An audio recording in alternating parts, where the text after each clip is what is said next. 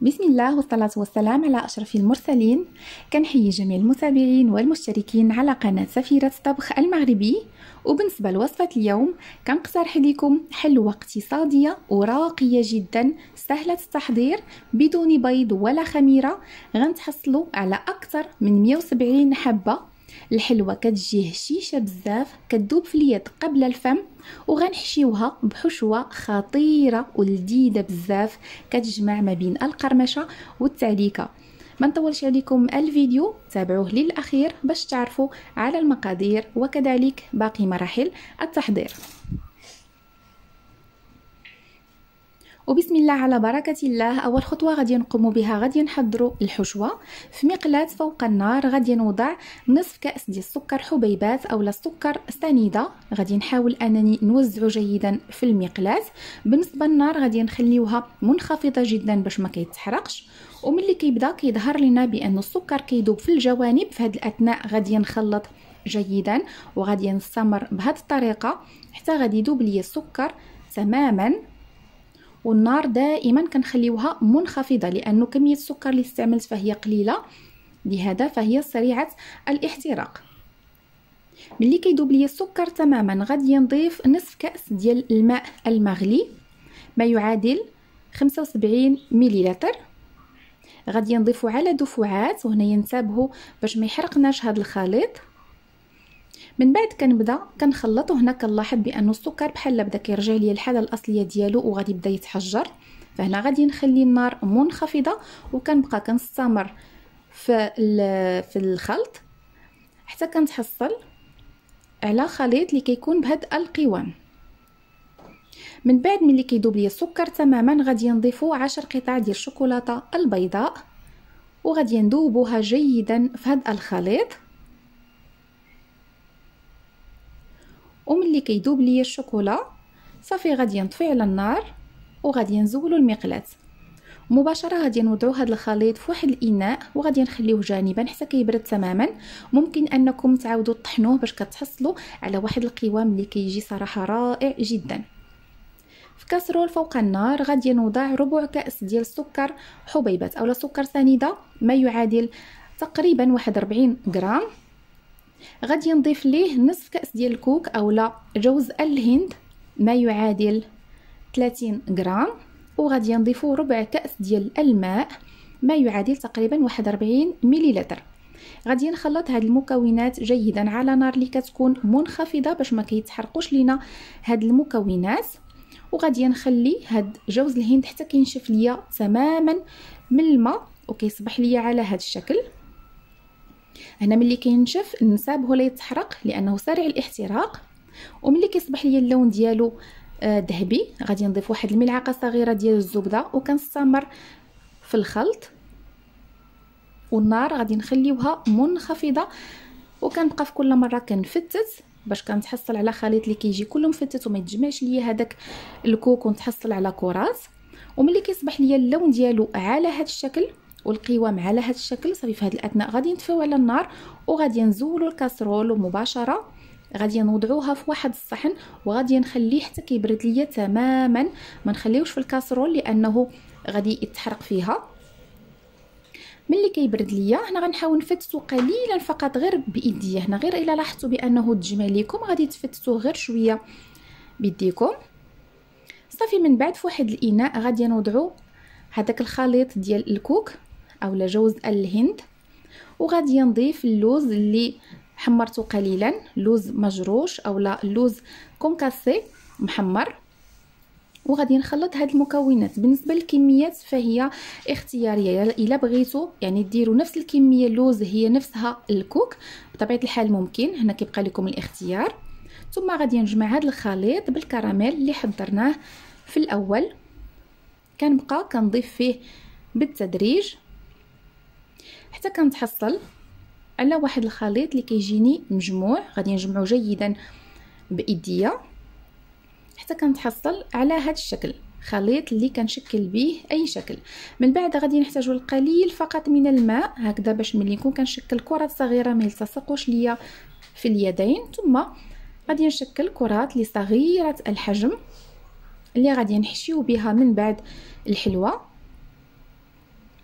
وكنستمر بنفس الطريقه حتى غادي نكمل هاد الكميه كلها اللي عندي.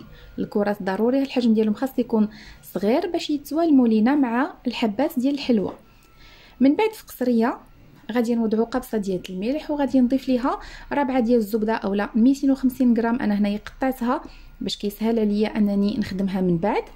ثم غادي نضيفوا سكر ناعم اولا سكر كلاصي، غادي نضيف كاس ونصف ما يعادل 190 غرام. غادي نضيف كذلك 2 اكياس ديال سكر الفانيليا، كل كيس كيوزن 7.5 غرام، في المجموع عندي 15 غرام. وغادي نحاول انني ندمج الزبده جيدا مع السكر كلاصي اللي ضروري خاصو يكون مغربل. بالنسبه للزبده انا هنايا جاتني صعيبه انني نخدمها لاني ما مولفاش نخدم بالزبده مارغرين، لهذا غادي يكون من الافضل لو انكم تحكوها، بما انه الجو بارد فكيصعب جدا اننا نخدموها مع السكر.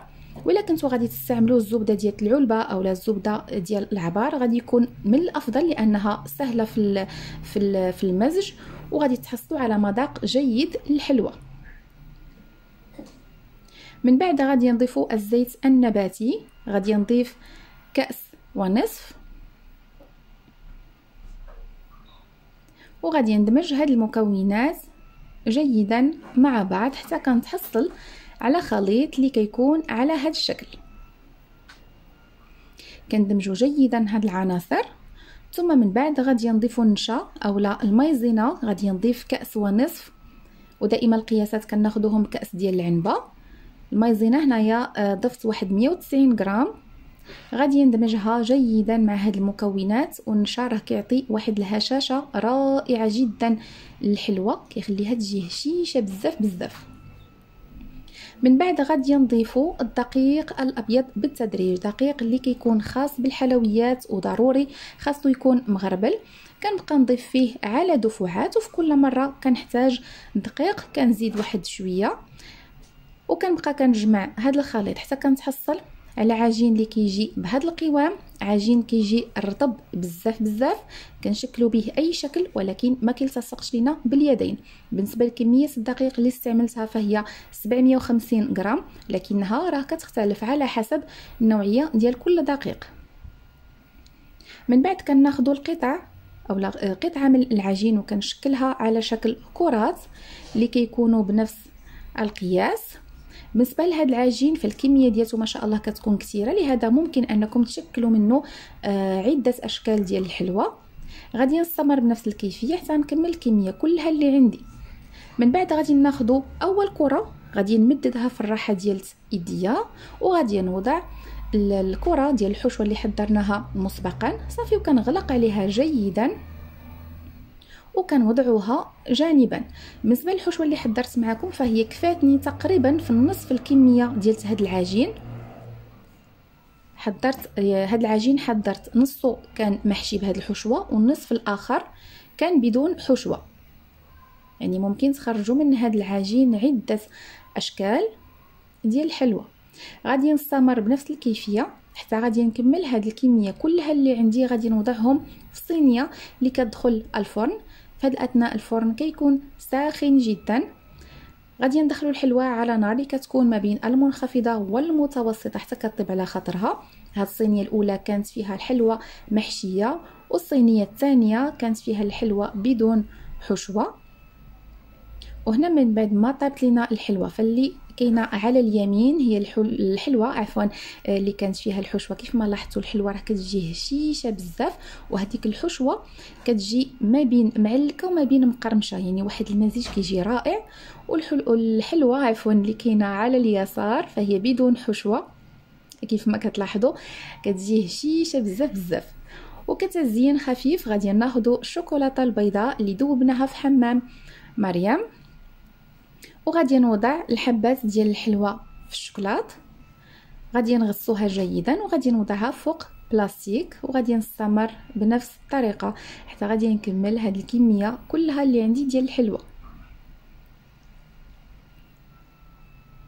من بعد غادي نخليو هاد الحبات حتى كينشف فيهم الشوكولات مزيان. عاد غادي نزينهم بخطوط من الشوكولاته البيضاء، وكناخذوا هاد العقيق اللي متوفر عند المحلات اللي كيبيعوا لوازم الحلويات، وغادي نزين به. وكان هذا هو الشكل النهائي ديال الحلوه. صراحه كتجي راقيه وكتجي لذيذه بزاف، واحد المزيج ما بين التعليكه والقرمشه والهشاشه.